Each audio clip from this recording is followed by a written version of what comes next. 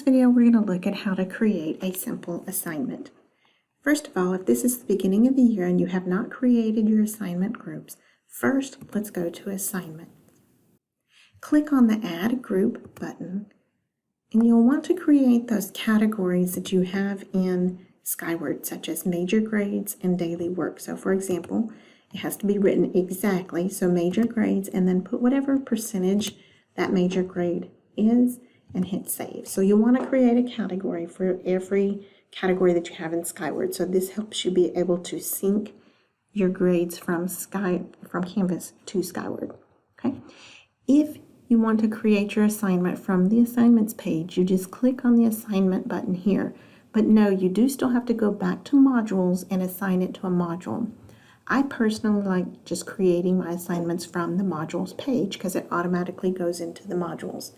So click on modules and go down to your modules section that you want. So say I'm on week 10 and I group mine according to weeks, and then I create text headers in here of each day, and then all the tasks are then indented under the text header. So if you want to know how to do text headers, that's in our modules section.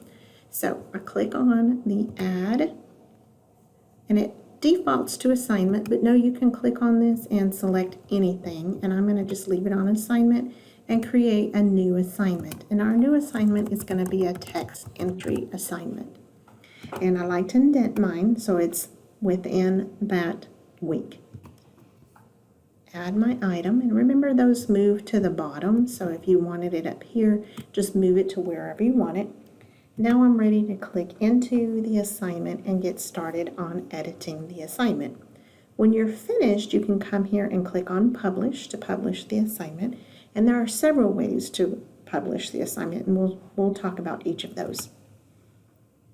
So in the edit mode, here's where you will add your directions to the student. So maybe we're going to do create a summary of video, and of course it'll probably be a lot more detailed.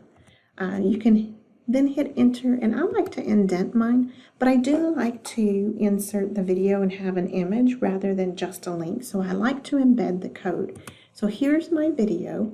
I can't just grab the link. I'm going to come down here to the share button and go to the embed code. I can start the video at a certain time frame if I want to, but for this instance, I'm just going to copy all of the embed code. So I've got it copied to my clipboard. Now I can come back over here and I'm going to go to my embed. So if you don't have this little cloud icon, you may have the 3 dots over here on the side, which is your More button. Click on that and you'll see the embed code icon there. Hit Control V to paste and then hit Submit. So here are your directions, and now for all of your settings. So you'll want to change it to however many points it's worth. You'll want to change it to your assignment group so it matches your information system. And I liked changing mine to percentage. You do have some other options here. I'll change mine to percentage. And I like it. I want it to go towards the final grade, so I'm going to leave that alone.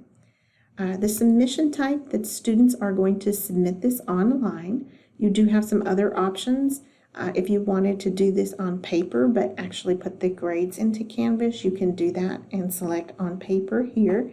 The good thing with that is it kind of helps your Canvas grades be similar to your Skyward grades, but that's entirely up to you. We're going to do the online. We'll do a video later on external tool submissions.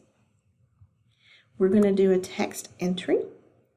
And then you can leave the attempts unlimited or limited if you only want them to do it one time or allow twice. Just think if a student needs to resubmit, you have to come back in and open this up a little bit more. So it is up to you. I'm going to leave this one at unlimited. It can be a group assignment or peer review, and I'm going to leave that alone. I do want to sync it to the SIS, so I have to check this or else it won't give me that option. You can assign to specific students if you need to do that, and you would click here and look for that specific student. I'm going to leave it to everyone. You'll want to assign a due date. And then you can also create a window that this particular assignment is open. Again, if you have a student that is absent during that window, you have to come back in and open this. So just kind of think about that. If you are finished with this, you can hit save and publish. Or if you're still if you're still editing, just click save and you can come back to it. I'm going to just click save for now because I'm going to show you even another way to publish. So this was one way to publish. You can do the save and publish when you're in the edit mode. Or you can come back over here to modules and you can publish the whole module all at one time.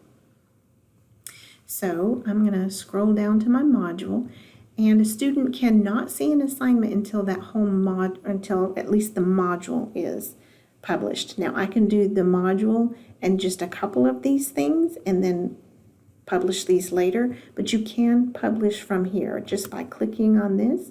That publishes it. If I publish up here the module, it will publish everything that's in the module all at one time. And if you weren't quite ready for these to be published, you can unpublish those, and that's okay. Okay, so I'm going to go back into that assignment because I want you to see what it looks like for the student.